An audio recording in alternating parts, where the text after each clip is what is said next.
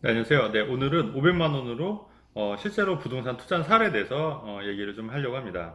네, 지난 시간에 이어서 이제 그래, 뭐 투자를 해야 되는 건 알겠다. 하지만 어떻게 해야 될지 모른다고 이제 생각하시잖아요. 그래서 이제 그런 부분에 대해서 말씀 좀 드릴 건데, 부동산 투자라고 하면 여러분 선입견이 돈이 많이 있어야 된다고 생각을 하시는데, 실제로는 이렇게 작은 돈으로도 투자를 할 수 있다. 그리고 저는 그런 경험을 무수히 많이 경험을 했고 실행에 옮겼다. 이런 말씀을 좀 드리는데, 어떻게 500만 원으로 여러분 투자를 했을까요? 그거에 대해서 제가 좀 자세히 말씀을 드릴게요. 네, 최근 사례이고요. 이거는 그 어떤 경우냐면, 그 오피스텔이었는데, 이게 이제 2년 전에 분양을 했다가 최근에 이제 임박한 물건인데, 이게 그 전용 6평 정도 되는 게 분양가가 한 1억 5천 정도 됐었어요. 1억 5천이 됐었는데, 음, 이제 애초에 분양을 받았던 사람이 이제 잔금을 못 치르고 또 이제 개인 사정이 있어서 이제 그냥 계약금을 포기하고, 그러니까 1억 5천만 원 중에 계약금 1,500만 원을 포기하고 이제 넘기는 계약금을 포기하고 이제 그 오피스텔 분양권을 파는 그런 경우였습니다. 그러면 1억 5천의 계약금 포기니까 1,500을 마이너스 하면은 1억 3,500에 사는 꼴인 거예요. 새로 사는 사람이. 근데 이제 이 건물이 이제 완공이 이제 다 됐기 때문에, 입주가 이제 임박했기 때문에 10% 마이너스를 하고 사는 건데, 대출을 이제 1억을, 이게 왜냐면 이게 분양가 1억 5천이기 때문에 60%가 원래 정도 60에서 70%가 나와요. 오피스텔은 대출이. 그러면 담보대출이 60에서 70% 나와서 실제 1억이 대출이 나왔습니다. 왜냐면 이게 분양가가 1억 5천이었기 때문에. 그럼 1억이 분양가 나왔고, 그 다음에 월세를 얼마에 났냐면, 원래 시세가 한 500에 한 50만 정도밖에 안 됐거든요. 월세 시세가. 근데 이거를, 월세 시세가 이제 3천에 30으로 이제 임대를 맞춘 거예요. 그럼 아까 제가 뭐라 그랬죠? 1억 5천에서 1억 3천 10% 마이너스니까 1억 3,500에 사는 꼴이라고 말씀드렸잖아요. 거기서 대출 1억을 받고, 그 다음에 3천에 30을 월세를 받으면 보증금이 3천이니까 보증금 3천에 대출 1억, 그럼 1억 3천이잖아요. 그러면은 1억 3,500에서 1억 3천을 빼면 내도 500만 원이잖아요. 500만 원 갖고 투자가 된 케이스입니다. 실제 사례고요. 최근에. 자, 그러면 1억에 대한 이자는 얼마가 나올까요? 우리가 금리가 좀 개인별로 좀 다를 수 있는데 3.5% 가정하면 1년에 350만 원이 이자를 내야 된다는 얘기예요. 1억에 대한 이자를. 근데 그 월세가 3천에 30이라고 그랬죠? 월세가 30만 원이면 얼마죠? 360이잖아요. 그러니까 월세를 받아서 이자를 충당하고도 1년에 한 10만 정도 남는 거예요. 네. 뭐 크게 남는 건 아니지만 어쨌든 이 500만 원으로도 부동산 투자가 가능하다.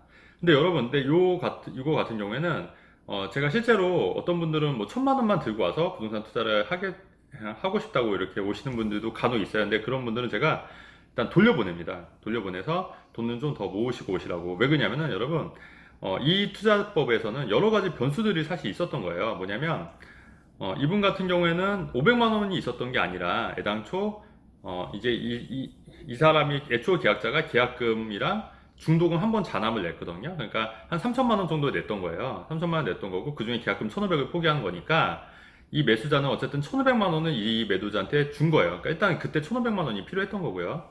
그 다음에 중도금 대출은 승계를 받은 거예요. 본인이 승계를 받고, 그리고 이제 담보대출을 일으켰는데, 근데 여러분, 그 보증금이 3천이 아니라 500만 원이 500에 50 이렇게 월세 임대가 맞춰질 수 있는 거잖아요. 그래서 나머지 차입금은 본인이 준비를 했었어야 되는 거예요. 근데 이런 케이스 같은 경우에는 보증금 3천에 30, 그러니까 보증금이 높았기 때문에 실투자금에 얼마 들지 않았는데, 만약 보증금이 500만 원이었다고 하면은 내 돈 2,500이 더 필요했던 겁니다. 그렇기 때문에 500만 원만 있어서 투자하겠다는 거는 안 되고요. 일단은 돈이 어느 정도 있어야 되는데, 그 돈 여유자금이 제가 볼 때는 한 3천만 원 정도, 최소 3천에서 4천만 원은 있었어야지 이런 투자가 가능한 거고요.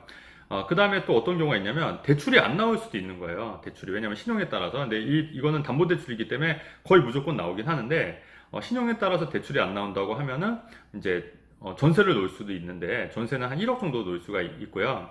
그럼 만약에 전세를 1억을 놓으면 대출을 추가로 받을 수는 없거든요. 그러면 아까 1억 5천에서 1,500 마이너스니까 1억 3,500에서 전세를 1억을 놓으면 내 돈 3,500이 필요한 거예요. 그러니까 최소 3,500만 원은 있어야 된다. 이렇게 이해를 하시면 좋을 것 같고요. 그래서 500만 원만 들고 이런 투자를 하는 거는 아니다. 왜냐면 여러 가지 변수들이 있기 때문에. 하지만 어찌됐건 결과론적으로는 실제 500만 원이 실투자 금액이 됐다. 이렇게 말씀을 드립니다. 자, 그래서 여러 분들도 요새 많이 고민이 많으실 거예요. 뭐 어떤 유튜브 보면은 경제 폭망이 오기 때문에 절대 투자를 하면 안 된다. 그리고 무조건 현금을 보유해야 된다. 뭐 이런 얘기들 많이 있는데, 물론 어느 정도 좀 맞는 부분이긴 한데, 이런 물건 같은 경우에는 이미 계약금을 포기한 상태고, 어떻게 보면 급매물 위주잖아요. 그렇기 때문에 이런 물건은 사실 지금 들어가도 전 나쁘지 않다고 생각하는 거예요. 왜냐면 이런 기회는 많지가 않고요. 또 이 시기적으로 이렇게 싸게 살 수 있는 타이밍이 있는 거거든요.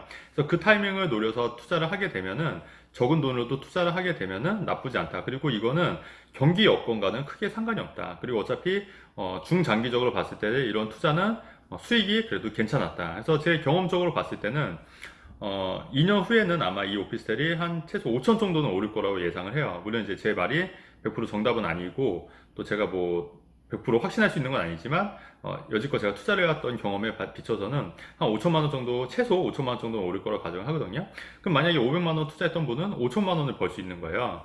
자, 그러면 500만 원을 투자해서 5천만 원을 벌었다? 이 말은 10배입니다. 10배. 10배니까 수익률은 1000%입니다. 1000%. 네. 굳이 10%, 15% 금융상품을 찾아다닐 이유가 없는 거예요. 네, 이렇게 투자를 한다고 가정하고, 만약에 이게 정말 성공적으로 이룬다고 하면은. 자, 근데 어떤 분들은 또 이런 부분 말씀드릴 거예요. 세금 내지 않냐, 세금. 네, 맞습니다. 그래서, 자, 세금은 어떻게 되냐면, 일단은 취득세가 오피스텔은 높아요. 왜냐면 4.6에서 4.8% 정도 되기 때문에 거의 한 5%까지, 수수료까지 뭐 5% 잡으면 되는데, 그렇다고 하면은 1억 3,500에 5%면 얼마죠? 대략 650만 원 정도 되는 거예요. 650만 원을 취득세로 내셔야 되는 건데, 이것도 방법이 있는 게, 여러분, 주택 임대사업자 내시면 취득세가 감면이 됩니다. 감면. 그렇기 때문에 훨씬 더 취득세를 줄일 수가 있고요. 그리고 대신에 이제 주택 임대사업자 내면은 최소 4년은 못 파는 거고요.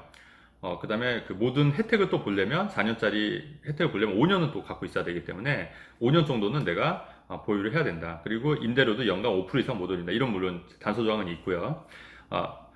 주택임대 사업은 4년짜리가 있고 8년짜리 단기랑 있고 장기가 있는데, 어차피 취득세 감면은 4년짜리도 가능하기 때문에 4년짜리 하셔도 큰 문제는 없다고 이해하시면 될 것 같고, 물론 이제 재산세나 이런 또 혜택을 보시려고 한다면 뭐 8년짜리도 나쁘진 않습니다만 또 너무 길잖아요. 네. 자, 어쨌든 그렇게 하는 거고, 그 다음에 또 이제 어떤 세금이 있을까? 양도세가 있죠, 양도세. 근데 오피스텔은 여러분, 업무용으로 매도를 하면은 양도세 중과 대상이 해당이 안 되고, 어차피 일반 세율입니다. 일반 세율. 일반 세율은 뭐냐면 6에서 42% 누진세율로 적용을 되는 거기 때문에, 만약에 5천만 원의 수익이 난다 하더라도, 실제 양도차익이 5천만 원이라 하더라도 양도세는 한 대략 세율 구간이 어차피 누진세율이기 때문에 한 500만 원이 채 안 나와요. 네, 10%가 채 안 나오기 때문에, 물론 이제 정확하게 좀 계산을 해봐야겠지만, 그렇다고 하면은, 아니, 5천만 원 벌어서 한 양도세 400만 원 낼만 하잖아요. 일반 세율일 경우에. 낼만 하지 않습니까? 어차피 뭐, 이자 소득세도 15.4% 떼는데, 어차피 10% 내외, 10% 안쪽의 세율이라고 하면은 그렇게 높은 세율은 아니거든요. 이자나 배당 소득도 다 15.4%, 10% 이상 떼잖아요. 하지만 양도세는 10% 이하로 떼기 때문에 누진세율이기 때문에 가능하다는 얘기예요. 물론 이제 이게 누진세율은 뭐냐면 금액별로 이제 세율이 이제 점점 커지는 거예요. 네. 자, 그래서 5천만 원을 벌었을 때 뭐 500만 원 안쪽으로 세금을 낸다고 하면은 상당히 나쁘지 않다. 네, 이렇게 말씀을 드리는 겁니다. 네. 투자할 만하죠. 그래서 제가 또 드리고 싶은 말씀이, 경기랑 상관없이 사실 이런 투자는 사이클과 상관없이 이런 투자는 기회가 있을 때 하시면 되는 거예요. 하시면. 왜냐면 이거를 한다고 해서 큰 리스크가 있을까요? 이미 싸게 분양가보다 10% 마이너스로 산 부분이고, 어차피 이게 또 공실 위험이 없기 때문에 임대가 잘 나가는 지역이거든요. 그렇다고 하면은, 만약에 이게 가격이 떨어진다 하더라도, 더 떨어진다 하더라도, 그럴 가능성은 낮지만, 떨어진다 하더라도 그냥 월세 놓으시면 되는 거예요. 월세는 500에 50이니까, 뭐 수익률은 은행의 은행에 예금을 넣어놓는 것보다 훨씬 낫다는 얘기예요. 500에 50 월세를 받으면. 네. 뭐 하다못해 500에 45만 원만 받아도 훨씬 낫고, 근데 플러스해서 매매 차익까지 얻을 수 있는 거니까. 그래서 돈이 많으신 분들은 당연히 핵심 지역, 강남이나 뭐 용산이나 뭐 이런 핵심 지역에 투자하는 게 맞죠. 돈이 많으신 분들은 당연히 그렇게 하는 게 맞는데, 하지만 돈이 없는 사람도 있지 않습니까? 뭐 단돈 2천만 원, 3천만 원 있고 사실 그런데 살 수도 있는 것도 아니고 그렇다고 하면은 전략을 여러분 다르게 해야 된다는 얘기예요. 그러니까 제가 추구했던 전략은 저도 이제 돈이 하나도 없었을 때니까 외곽부터 시작했어요. 외곽부터 차근차근 안쪽으로 들어오는 전략으로 틀어갖고 이렇게 소액 투자 위주로 하면서 금액이 커지면서 또 이제 아파트라든가 뭐 이런 식으로 이제 금액을 이제 더 크게 늘린 거죠. 네, 그래서 초보 투자자들이 하기에도 또 좋은 게 이런 소액 투자는 사실 큰 리스크가 없지 않습니까? 어차피 뭐 3천만 원 정도, 3천만 원, 4천만 원 투자하면 가능하기 때문에 이런 투자는 한번 생각해 보실만 하고 여러분들도 귀를 닫지 마시고 한번 저 얘기가 정말 타당한 얘기인가 얘기가 정말 현실적으로 내가 가능한 얘기가 한번 고민을 한번 해보시는 것도 여러분들 인생에서 도움이 될 수 있다고 생각합니다. 네, 영상 여기까지 하겠습니다. 여러분 내용이 좋으셨으면 좋아요와 구독하기 눌러주시면 좋겠습니다. 여러분 네, 감사합니다.